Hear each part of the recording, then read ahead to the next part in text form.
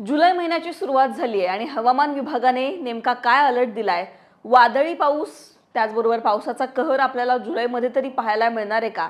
जूनमध्ये नेमका कसा पाऊस झाला? त्याचबरोबर रेड अलर्ट हवामान विभागाने काही जिल्ह्यांना दिलाय, ते जिल्हे नेमके कोणते असणार आहेत? हे सगळं या आजच्या व्हिडिओतून आपण जाणून घेणार आहोत. नमस्कार, मी पूजा, तुम्ही पाहताय लोकमत.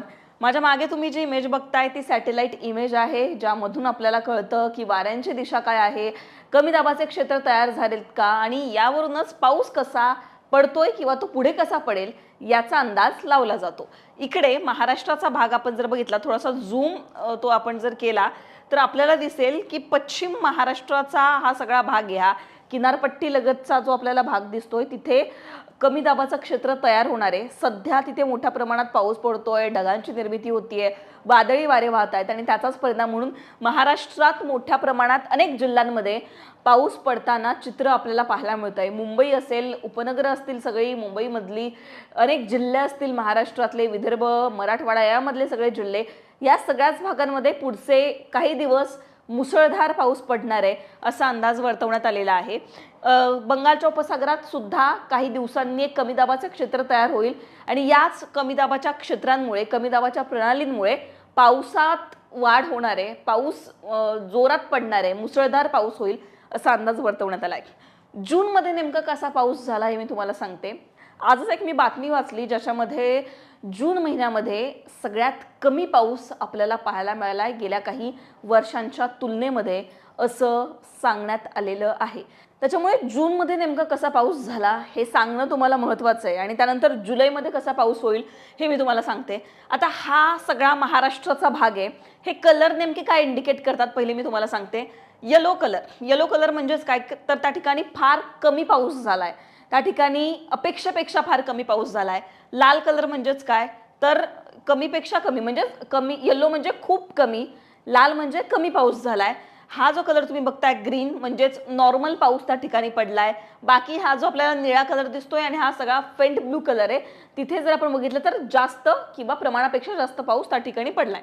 हे सगळे जे जिल्हे आहेत, आता बघा, हा नाशिक असेल, पालघर असेल, या सगळ्या कोकणाच्या पट्ट्यामध्ये आपल्याला काय दिसतंय, रायगडमध्ये अपेक्षेपेक्षा जास्त पाऊस पडला, चांगला पाऊस झाला. तर रायगडचं मी तुम्हाला सांगते बघा. नॉर्मल म्हणजेच काय, तर 39.5 मिलीमीटर पाऊस होणं तिथे अपेक्षित होतं, त्याच्यापेक्षा जास्त म्हणजेच 108 मिलीमीटर पाऊस तिथे पडलाय. प्रमाणापेक्षा जास्त पाऊस पडलाय म्हणून तिथे आपल्याला हा गडद असा निळा कलर पाहायला मिळतोय. या सगळ्या पट्ट्यामध्ये हवा तसा पाऊस पडलाय. इकडे तुम्ही जर बघितलं नंदुरबारमध्ये, धुळ्यामध्ये, आता नंदुरबारचं बघा, 8.5 मिलीमीटर पाऊस होणं अपेक्षित होतं, 0.3 मिलीमीटर पाऊस पडलाय, म्हणजे 96% कमी पाऊस तिथे पडलाय. इकडे आपण बघूयात हा लाल कलर, नगरचा 2.8 मिलीमीटर पाऊस होणं अपेक्षित होतं, 2 मिलीमीटर पडलाय, म्हणजेच काय, 29% कमी पाऊस पडलाय. इकडे आपण जर थोडंसं इकडे आलो, बीडमध्ये सुद्धा 45% कमी पाऊस पडलाय. त्या ठिकाणी जो येलो कलर आपल्याला पाहायला मिळतोय नागपूरचा, 83% कमी पाऊस पडलाय. त्याच्या साईडला भंडाऱ्यामध्ये 73% कमी पाऊस पडलाय. हे सगळे तुम्ही जे कलर बघताय, हा येलो कलर आपण जर बघितला जळगाव धुळ्याचा, हे 2 जिल्हे आपण बघितले, एक नगरचा आणि हा साईडचा त्याचा जिल्हा बघितला बीड, त्याचबरोबर विदर्भातले आपण जिल्हे बघितले, तिथे कमी पाऊस झालेला आहे. येलो आणि लाल कलर काय इंडिकेट करतो, तर प्रमाणापेक्षा कमी पाऊस या भागांमध्ये आपल्याला पाहायला मिळाला. बाकी ग्रीन कलर जिथे तुम्हाला पाहायला मिळतोय, हा सगळा विदर्भामध्ये, जिथे खरं तर हीटवेव होती, तिथे आपल्याला प्रमाणापेक्षा जास्त पाऊस पडलेला पाहायला मिळतोय जूनमध्ये. त्याच्यामुळे हा सगळा जून महिन्याचा मॅप होता. जून महिन्यात कसा पाऊस झाला हा सांगण्याचा तुम्हाला प्रयत्न होता. जुलैमध्ये नेमका कसा पाऊस होईल ते सुद्धा आपण जाणून घेऊ. त्याआधी मान्सूनची प्रोग्रेस जाणून घेऊयात.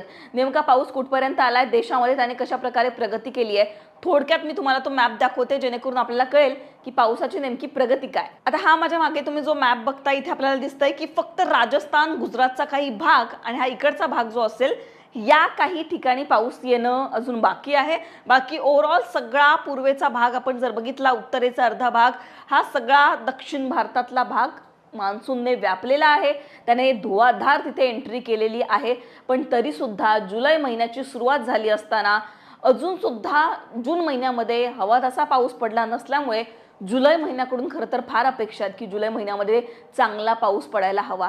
हवामान विभागाने नेमके का अलर्ट दिले ते सुद्धा तुम्हाला सांगते, ज्यावरून आपल्याला कळेल की कोणत्या जिल्ह्यांमध्ये महाराष्ट्रात कसा पाऊस पडणार आहे। आता इकडे 1 तारखेचा हा मॅप आहे। रेड अलर्ट देण्यात आलेला आहे रत्नागिरीला, अतिवृष्टीचा इशारा, धोक्याचा पाऊस त्या ठिकाणी पडणार आहे। बाकी पालघर, ठाणे, पुणे, रायगड, सिंधुदुर्ग या भागांमध्ये ऑरेंज अलर्ट आहे, मुसळधार असा पाऊस पडेल। चंद्रपूर, गडचिरोली, गोंदिया, भंडारा इथे सुद्धा ऑरेंज अलर्ट आहे, मुसळधार पाऊस पडणार आहे। बाकी उर्वरित सगळे जिल्हे, उत्तर महाराष्ट्राचे, विदर्भाचे अर्धे आणि मराठवाड्याच्या अर्ध्या जिल्ह्यांमध्ये आपल्याला दिसतं की येलो अलर्ट आहे। हलक्या ते मध्यम पावसाच्या सरी, विजांसह वादळी पाऊस या ठिकाणी पडू शकतो। पुढे आपण जाऊया 2 तारखेला। 2 तारखेला बघा पालघर आणि पुण्यामध्ये रेड अलर्ट देण्यात आलेला आहे। पुण्यामध्ये खरं तर जून महिन्याचा विचार केला तर हवा तसा पाऊस पडला नाही आणि आत्ता पुण्यात रेड अलर्ट आहे। म्हणजेच काय तर 2 तारखेला पुण्यात मोठ्या प्रमाणात पाऊस पडणार आहे, मुसळधार पाऊस पडणार आहे, धोक्याचा पाऊस पडणार आहे असं हवामान विभागाने सांगितलंय। कोकणाच्या सगळ्या पट्ट्याला रायगड, रत्नागिरी, ठाणे आपल्याला ऑरेंज अलर्ट दिलाय, मुसळधार पाऊस असेल। अकोला, रत्नागिरी, नागपूर, वर्धा, भंडारा, चंद्रपूर इथे सुद्धा ऑरेंज अलर्ट आहे, इथे सुद्धा मुसळधार पाऊस असेल। बाकी हा जो खालचा पट्टा आहे दक्षिण मध्य महाराष्ट्राचा, सातारा, सांगली, सोलापूर, लातूर यांना ग्रीन अलर्ट आहे। तापमान कमी असेल, हलक्या ते मध्यम पावसाच्या सरी बरसतील।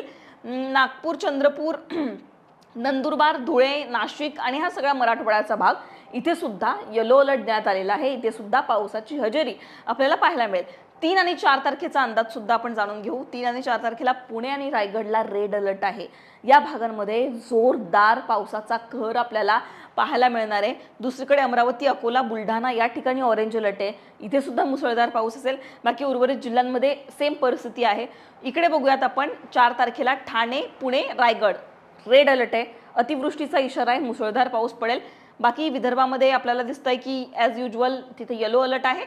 पालघर आणि नाशिकमध्ये आणि त्याचबरोबर रत्नागिरी, सिंधुदुर्गमध्ये आपल्याला ऑरेंज अलर्ट देण्यात आलेला आहे, इथे सुद्धा मुसळधार पाऊस असेल। जुलै महिन्याची सुरुवात खरं तर धुवाधार अशा पावसाने झाली आहे असं आपण बोलू शकतो, कारण रेड अलर्ट पावसाचा अनेक जिल्ह्यांना देण्यात आलेला आहे। त्याच्यामुळे जुलै महिन्यामध्ये तरी चांगला पाऊस होईल, मोठ्या प्रमाणात पाऊस होईल अशी जी अपेक्षा आहे ती आता हवामान विभागाकडून करण्यात येते।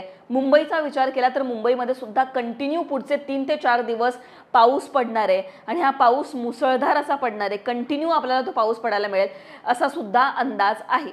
1 तारखेपासून ते 9 तारखेपर्यंत जुलै महिन्याच्या आत्ता जो पाऊस पडतोय ना तसाच पाऊस आपल्याला पाहायला मिळणार आहे। 9 तारखेपर्यंत पावसाची जी कन्सिस्टन्सी आहे ती सेम आपल्याला पाहायला मिळणार आहे, कंटिन्यू तो बरसणार आहे। 9 तारखेनंतरचं कसं चित्र असेल हे हवामान विभाग खरं तर सांगेलच आणि जसे जसे अपडेट्स हवामान विभाग देईल ते आम्ही तुमच्यापर्यंत पोहोचवण्याचा प्रयत्न करूच। पण तुम्हाला सध्या काही प्रश्न असतील तर ते कमेंटमध्ये सांगा। लोकमतला सबस्क्राईब केलं नसेल तर सबस्क्राईब करायला विसरू नका। धन्यवाद।